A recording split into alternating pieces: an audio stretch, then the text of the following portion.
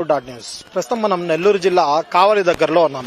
ఇక్కడ మధ్యాహ్నం 1 గంట అయింది. అయితే జగన్మోహన్ రెడ్డి గారు భోజన విరామం తీసుకుంటారు.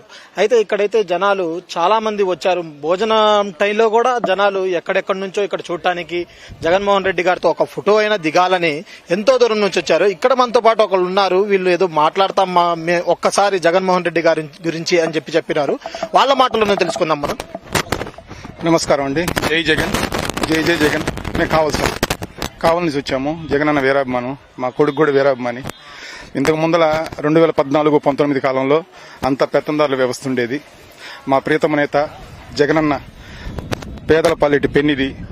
మా 2019లో సీఎం అయిన తర్వాత పేదలకి, ఎస్సీ ఎస్టీ బీసీ మైనార్టీలందరికీ చాలా మేలు జరిగింది.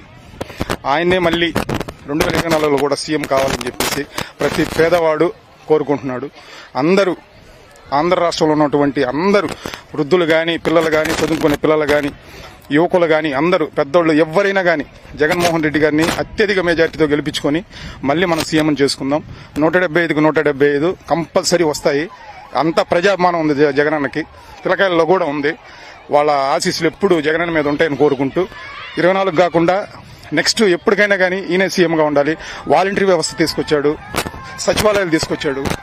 రైతులకి, 45 సంవత్సరాల మహిళలకి, వృద్ధులకి, చదువుకునే పిల్లకాయల వరకు అందరికీ అన్ని మేలు చేశాడు.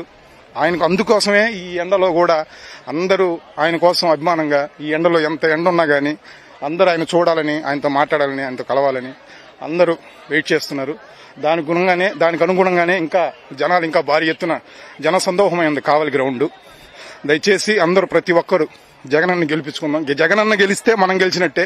దయచేసి ప్రతి పేదవాడు గమనించాలి. ప్రతిపక్షాలు చేసే కుట్రలన్నీ నమ్మకుండా మనం జగనన్న గెలిపించుకుంటే మనం గెలిచినట్టు. దయచేసి అందరూ గమనించి జగనన్న మళ్ళీ సీఎం చేసుకుందాం కోరుకుంటున్నాం. ఎగ్జైటింగ్ ఉందన్న.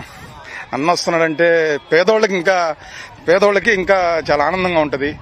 ప్రతి ఒక్కరికి, పేదోళ్ళనే కాదు, ఆయన ఎవరికి తారతమ్యం చెప్పాడు. అర్హత ఉండే ప్రతి వాళ్ళకి ఉంటారో వాళ్ళందరినీ గుర్తు పెట్టుకుని ప్రతి పథకాన్ని ఇచ్చిన నవరత్నాల్లో ఉన్నటువంటి ప్రతి ఒక్కరికి జగనన్న పథకం అందుతుంది. అందాలనే జగనన్న కూడా ఆకాంక్షిస్తున్నాడు. దయచేసి ప్రతి ఒక్కరికి అందింది. అందరూ కూడా మళ్ళీ 2024లో సీఎం చేసుకోవాలని కోరుకుంటున్నారు.